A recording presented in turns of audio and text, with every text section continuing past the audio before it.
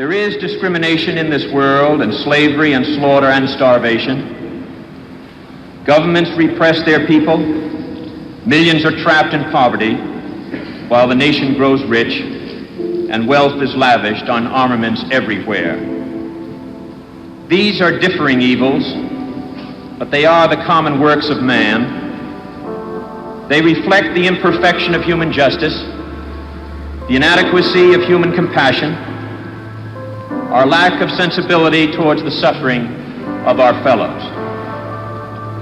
But we can perhaps remember, even if only for a time, that those who live with us are our brothers, that they share with us the same short moment of life, that they seek, as we do, nothing but the chance to live out their lives in purpose and happiness, winning what satisfaction and fulfillment they can. Surely this bond of common faith, this bond of common goal, can begin to teach us something. Surely we can learn, at least, to look at those around us as fellow men. And surely we can begin to work a little harder to bind up the wounds among us and to become in our own hearts brothers and countrymen once again. The answer is to rely on youth, not a time of life but a state of mind, a temper of the will, a quality of imagination, a predominance of courage over timidity, of the appetite for adventure over the love of ease. The cruelties and obstacles of this swiftly changing planet will not yield to the obsolete dogmas and outworn slogans. They cannot be moved by those who cling to a present that is already dying, who prefer the illusion of security to the excitement and danger that come with even the most peaceful progress. It is a revolutionary world we live in, and this generation at home and around the world has had thrust upon it a greater burden of responsibility than any generation that has ever lived.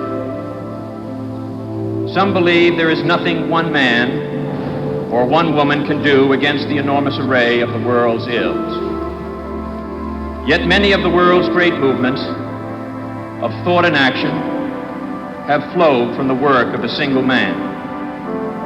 A young monk began the Protestant Reformation.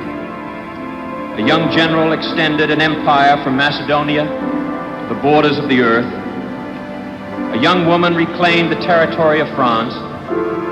And it was a young Italian explorer who discovered the New World.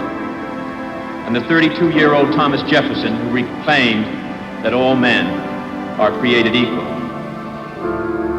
These men move the world, and so can we all. Few will have the greatness to bend history itself, but each of us can work to change a small portion of events, and in the total of all those acts will be written the history of this generation. Each time a man stands up for an ideal, or acts to improve the lot of others, or strikes out against injustice, he sends forth a tiny ripple of hope. And crossing each other from a million different centers of energy and daring, those ripples build a current that can sweep down the mightiest walls of oppression and resistance. Few are willing to brave the disapproval of their fellows, the censure of their colleagues, the wrath of their society. Moral courage is a rarer commodity than bravery in battle or great intelligence. Yet it is the one essential, vital quality for those who seek to change a world that yields most painfully to change. And I believe that in this generation, those with the courage to enter the moral conflict will find themselves with companions in every corner of the globe. For the fortunate among us, there is the temptation to follow the easy and familiar paths of personal ambition and financial success, so grandly spread before those who enjoy the privilege of education. But that is not the road history has marked out for us. Like it or not, we live in times of danger and uncertainty, but they are also more open to the creative energy of men than any other time in history. All of us will ultimately be judged, and as the years pass, we will surely judge ourselves on the effort we have contributed to building a new world society and the extent to which our ideals and goals have shaped that event. Our future may lie beyond our vision, but it is not completely beyond our control.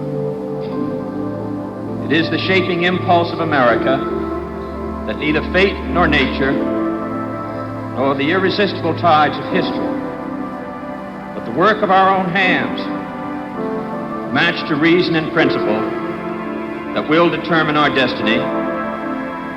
There is pride in that, even arrogance, but there is also experience and truth. In any event, it is the only way we can live.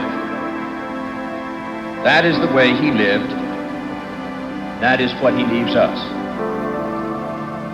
Some men see things as they are and say, why? I dream things that never were and say, why not?